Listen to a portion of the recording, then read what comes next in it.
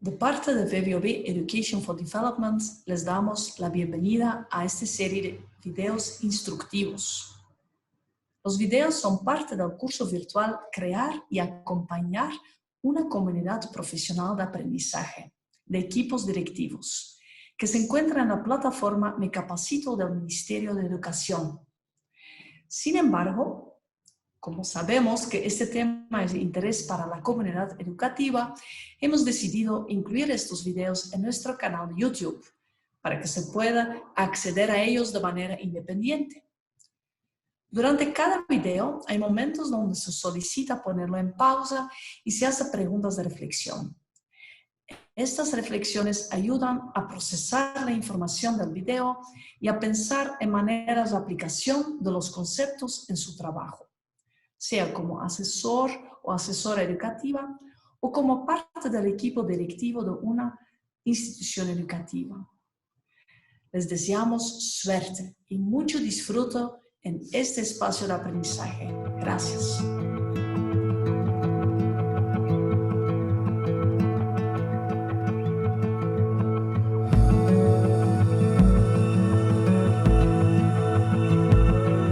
Buenos días, buenas tardes a todos y todas.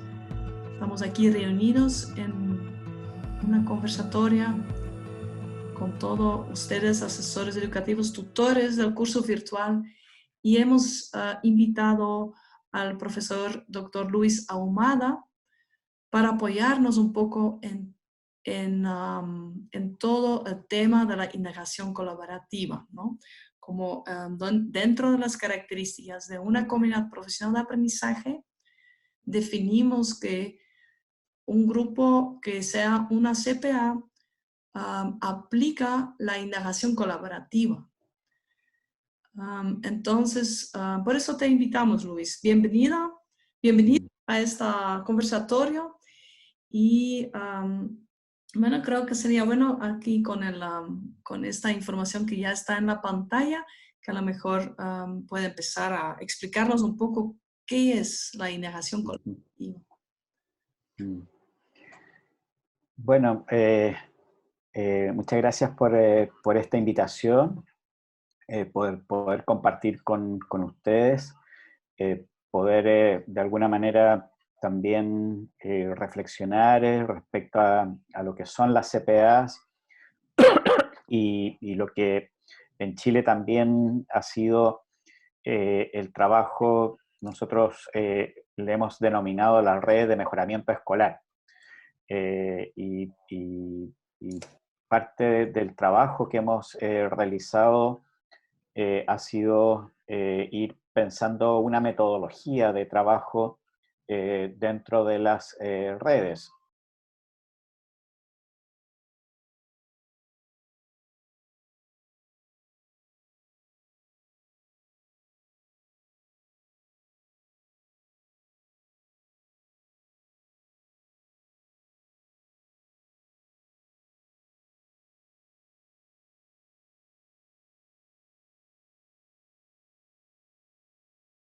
Esta imagen que yo les estoy compartiendo es una imagen que sintetiza lo que elaboramos con el equipo de líderes educativos y principalmente con el doctor Mauricio Pino, y lo publicamos esto en una nota técnica que justamente se llama Indagación colaborativa, elementos teóricos para su uso en redes educativas. Y este documento lo elaboramos en conjunto con Mauricio Pino y Álvaro González, y fue parte de uno de los trabajos que hicimos en Líder Educativo, justamente con la idea de desarrollar una metodología que nos permitiera trabajar en las redes educativas. Una primera cuestión que me quisiera rescatar respecto a la metodología son ciertos principios que guían el trabajo. En primer lugar, la idea de asumir riesgos, esto es innovar, atrevernos a hacer cosas distintas y aprender de nuestros errores es fundamental. Una parte muy, muy importante de la metodología tiene que ver con el uso de datos. Después me voy a referir más detalladamente a lo que significa el uso de datos y cuándo usar los datos y por qué son tan relevantes estos datos. Construir relaciones positivas, relaciones de confianza es fundamental, aprender a escuchar distintas perspectivas y darle tiempo. Esto tiene mucho que ver con generar un espacio de relación que implica un tiempo muy asociado a todo lo que tiene que ver con el desarrollo profesional, pero siempre con un propósito común. A partir de esto fuimos nosotros pensando en qué metodología poder llevar adelante y trabajamos en esta idea del ciclo de indagación colaborativa. Y le llamamos un ciclo porque lo vemos como algo que tiene una serie de etapas por las cuales uno atraviesa, pero que la idea es que luego vuelva a comenzar, es decir, que no acabe. Es una metodología que está pensada para que uno la pueda ir utilizando una y otra vez con distintos desafíos, pero es una manera, por llamarlo así, de caminar, de saber cómo enfrentar esto, ¿no? Y este ciclo tiene tres grandes etapas o fases. La primera que es la identificación de los desafíos comunes, la segunda que es la que denominamos indagación y acción, y la tercera que es monitoreo y reflexión, y en esta etapa última también incluimos la idea de una proyección, es decir, una vez que uno ha terminado el ciclo, lógicamente la pregunta es cuándo comenzar nuevamente o cómo vamos a comenzar nuevamente o qué es lo que ahora debiéramos iniciar al volver a la etapa del desafío común.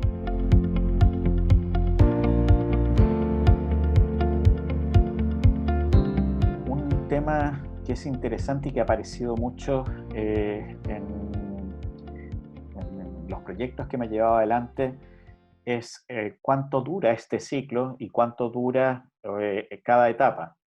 Y eso, la verdad que varía muchísimo, lo hemos visto de una red a otra. Nosotros en general pensamos el ciclo de indagación colaborativa como algo que se hace a lo largo de un año académico. Es decir, nosotros aquí en Chile solemos partir las clases en marzo y el trabajo con la CPA, con la red, lo solemos comenzar en abril y solemos concluir en noviembre, diciembre. Justamente hoy por la mañana teníamos el cierre de un trabajo que hemos estado realizando en un territorio, que después se lo voy a comentar más en detalle, pero que para que se hagan una idea que eso sería un ciclo de indagación, es decir, todas las redes cumplieron y pasaron por estas distintas etapas a lo largo de todo el año. Sin embargo, algunas de estas redes tardaron un poco más en identificar los desafíos y otras ya de alguna manera tenían un diagnóstico previo, había un consenso respecto a ciertos desafíos y más bien pasaron rápidamente a la etapa de indagación o acción. O hay otras que se han tomado más tiempo en todo lo que tiene que ver con el monitoreo, la reflexión y la proyección que otras. Entonces, yo diría que esto va cambiando de red a red y también, en algunos casos, podría hacerse de forma más breve, ¿no? Dependiendo un poco del desafío y lo que se quiera trabajar.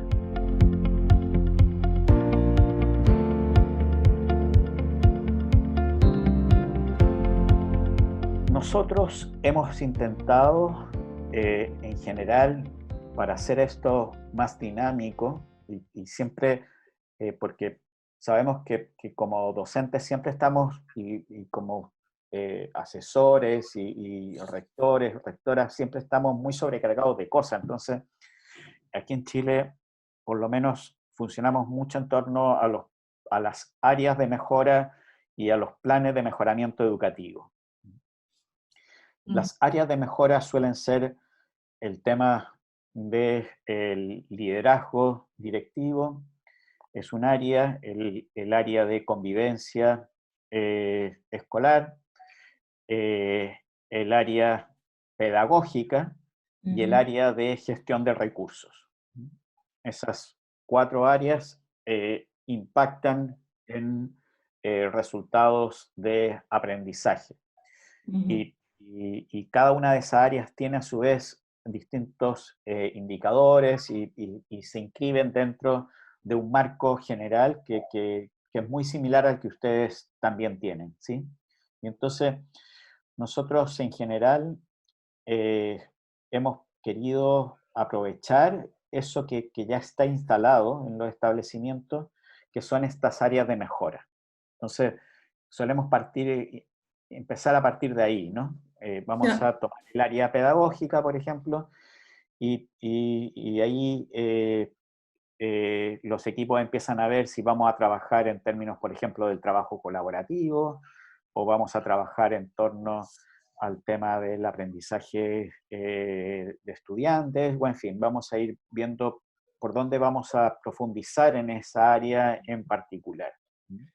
Porque a lo mejor alguien de ustedes pueda tal vez dar un ejemplo cómo fue en su CPA, ¿Sí? cómo le vincularon, porque no se llama área de mejora, pero más bien cómo hicimos aquí en Ecuador, Laura.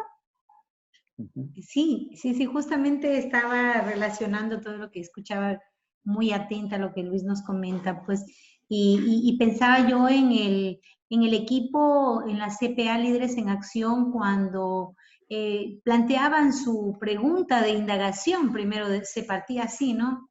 Entonces buscaban cuál era la problemática y decían, bueno, los docentes no les gusta que les visiten en el aula de clase y no sabemos cómo manejar esa situación.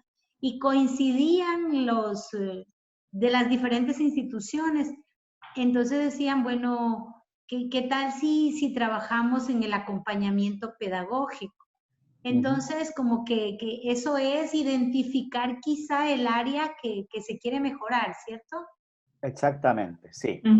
Es decir, aquí estaríamos en el área de apoyo a la labor docente, en el área de desarrollo profesional, que corresponde y es parte importante del trabajo directivo, y una de sus tareas fundamentales tiene que ver con el acompañamiento aula y principalmente con la retroalimentación que se les pueda realizar respecto al trabajo docente.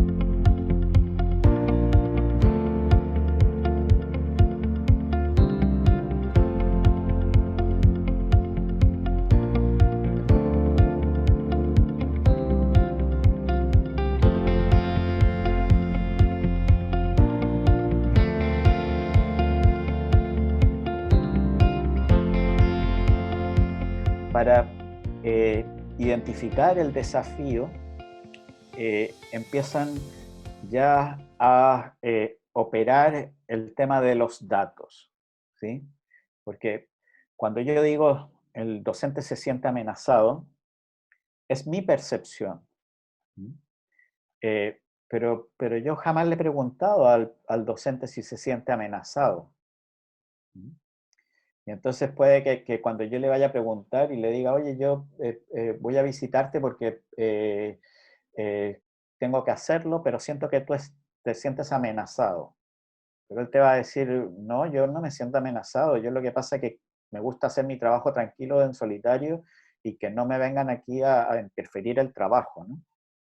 Entonces, parte de la identificación del desafío está en construir y empezar a levantar datos que me permitan entender que verdaderamente ese es un desafío. Por ejemplo, un dato que a mí me parecería relevante es saber cuántas veces se hace la visita o el acompañamiento al aula por parte del rector o la rectora. Ese es un dato. Otro dato es qué se hace en esas visitas, si se entrega algún tipo de retroalimentación o es solamente una visita. Ese podría ser otro dato. Después otro dato podría ser qué se observa en ese acompañamiento. Porque es distinto cuando yo como rector, rectora voy a observar a un docente a cuando voy a observar lo que hacen los estudiantes. Por ejemplo, nosotros nos hemos dado cuenta que es muy interesante cuando uno va al aula fijarse más en lo que están haciendo los estudiantes que lo que está haciendo el docente, ¿sí? Porque es una manera de aprender mucho respecto a cómo se está dando el proceso de enseñanza y aprendizaje. Y entonces los datos empiezan ahí a cumplir un papel muy importante, porque también uno podría pensar, bueno, quizás en este acompañamiento al docente, quizás también es interesante preguntarle a los mismos estudiantes qué pasa con sus docentes. Y por qué es necesario este acompañamiento, qué sentido tiene.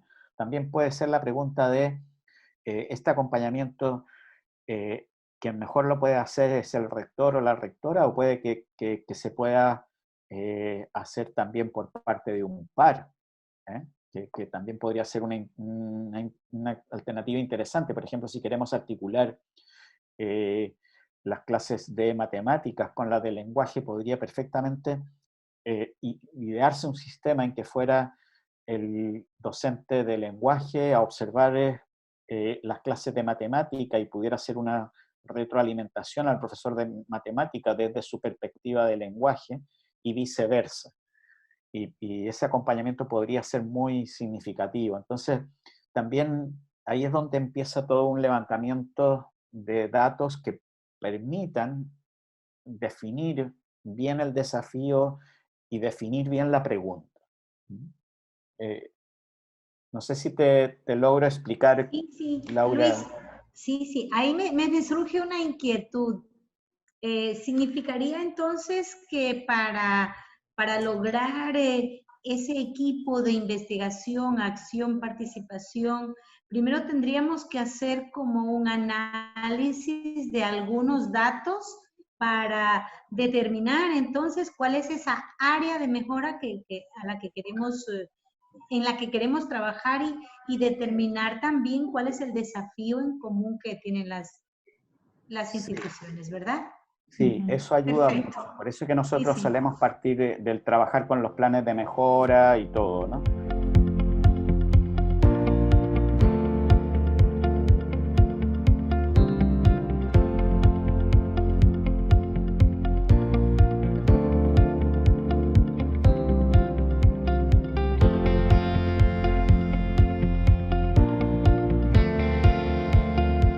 Ahora, hay veces que también surgen cosas que son, digamos, producto del contexto, ¿sí? Por ejemplo, nosotros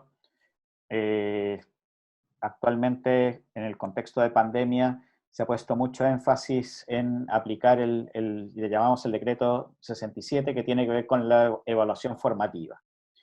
Y esto es algo que no estaba, o sea, estaba, pero nunca estaba como esto tiene que ser sí o sí y tiene que hacerse de aquí a final de año, ¿ya? Entonces, eso ya es un desafío que es compartido, común, por todas las escuelas, porque eso es algo que está mandatado a tener que hacerse. Entonces, por ejemplo, si nos planteamos el tema de volver el retorno a clase, producto de la pandemia, cuando volvemos, ese también es un desafío común. Y en ese sentido, está muy acotado de qué tenemos que hablar, ¿no? El tema es que el retorno a clase de forma segura para algunos puede significar una cosa, para otros se puede hacer de muchas formas, pero nosotros intentamos siempre que la pregunta de indagación sea una pregunta que primero no tenemos la respuesta inmediata, ¿bien? Porque si no, no tiene sentido hacerse una pregunta de indagación si uno ya sabe la respuesta de antemano, ¿sí?